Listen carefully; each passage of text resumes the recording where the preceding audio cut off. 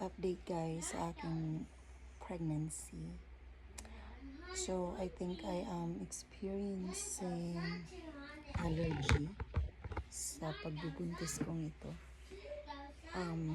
As you can see, meron akong parang nag-chicken skin na yung balat ko sa kakakamot. Kasi kakain ako ng kasayan o hipon. 2 araw na akong nangangati. Kaya meron akong cetirizine o allergy ng kabilang braso. As you can see, meron akong kamot dyan. Tapos sa balakang or sa legs thing. It's been 2 days na.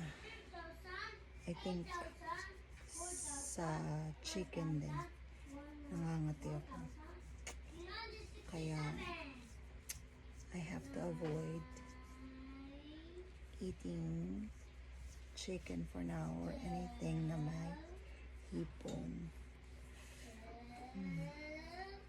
Wala naman akong food allergy sa pagkakaalam ko. Itong pregnancy lang. Tapos sa pregnancy prior.